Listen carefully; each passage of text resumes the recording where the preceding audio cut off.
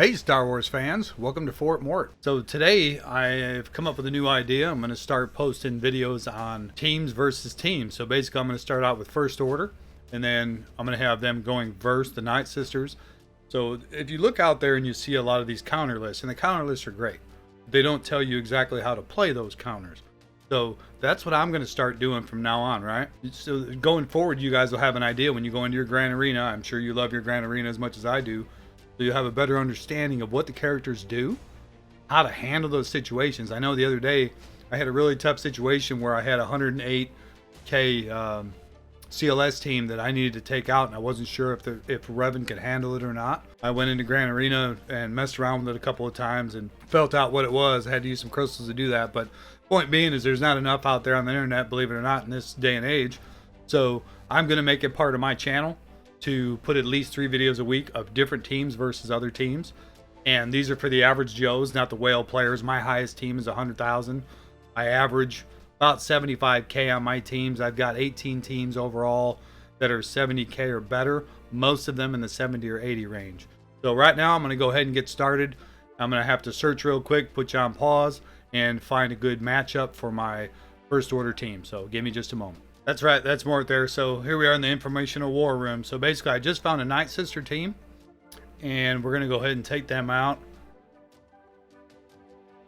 What I want to do is have kind of an even matchup, and even sometimes I'll go maybe 10,000 GP difference. But in this manner, I've got a 100k team, they've got a 100k team, and I'm going to go ahead and I looked at their speed. Daka's about 213, Mother Talzin's about 173 as such. So we'll go ahead and get in there. And like I said, I've only got 5 minutes to fight this fight and be instructional with it. So let the old dude put his glasses on, and we'll go ahead and get this started. If you guys aren't using BlueStacks, I recommend it highly. I use it on my computer. About 2 years ago, I started losing my little bit of fuzzy in my vision. So, all right, first things first, I want to point out is Death Sentence from the Executioner. He can pull that taunt off as long as it doesn't get dodged. So there's a huge start. And the first thing I aim for is I want to get rid of old Daka. I know a lot of people go for Mother, but my main goal is to get protection off of a couple of these guys anyway. So I boosted my players there with the Trooper, and then I favor double tap slightly over gun down, even though it puts a buff on. Early on I like to put the buff on, but after that almost every turn I use double tap because he has a high chance of hitting twice. So I'll go ahead and put the buff on here. I'm getting Mother down. Now that I've got my stun, I'm going to go ahead and stun because his turn meter's up on the zombie. So that'll reset his turn meter once he comes out, and I'll start taking Daka down.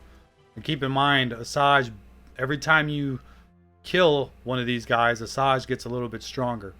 So I'm going to use the boost from the officer here and use my high powered offense.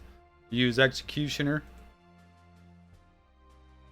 Now I got to get 2 kills out of the Night Sisters before they stop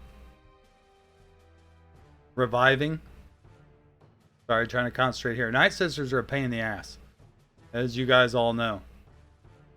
Want to keep my taunt up, so I got to make sure to hit a buffed player with aggressive strike. Got to start speeding it up here. I'm going to try to take Daka out. Now this one right here, if he kills on this strike, he gets to go again, or it gives a 90% turn meter. So I like using that one. I'm going to go ahead and take Mother out because she's low. Basically, I need to take 2 of these guys out. So I'm going to use that strike again. All right, now the third kill, they can't revive unless Daka does it. So my main goal right here is to take out Daka, number 1. So I'm going to go ahead, use him. He had the lowest turn meter. Take out Daka, 2 shot. Now my next goal is I want to take out, well, she's hitting pretty hard. I need to take that taunt off. So here we go with Death Sentence. Move her over to Asajj.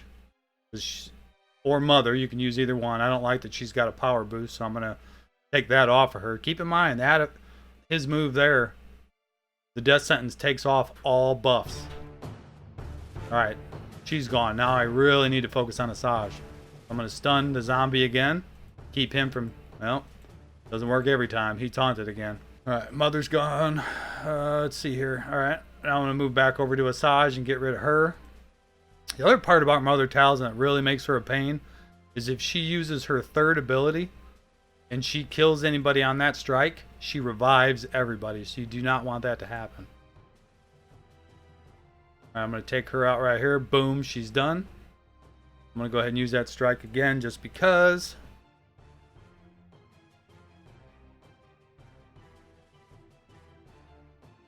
It's a pretty simple fight if you play it intelligently.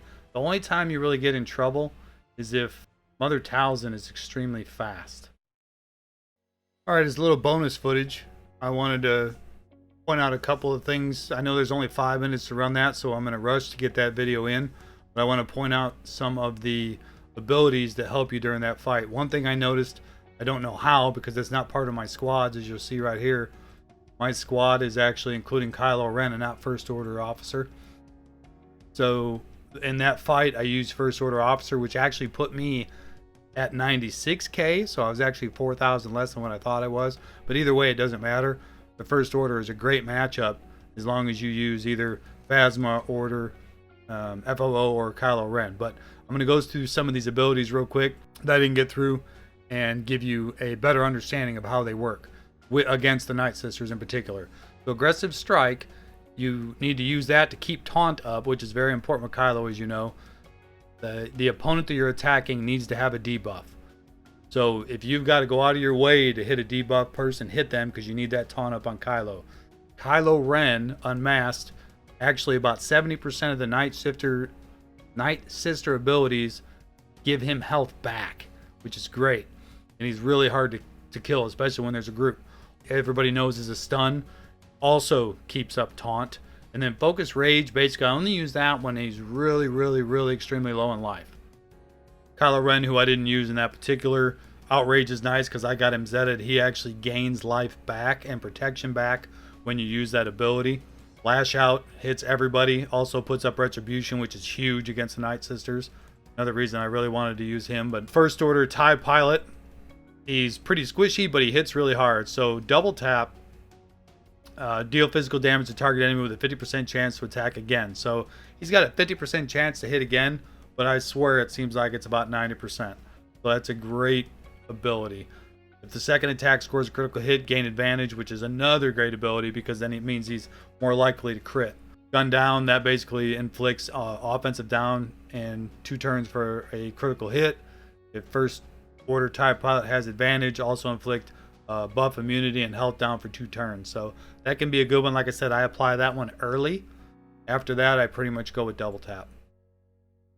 First Order Stormtrooper is hindering shot. It deals physical damage to the target enemy with a 50% chance to inflict speed down for 1 turn. This chance is increased to 100% on a critical hit.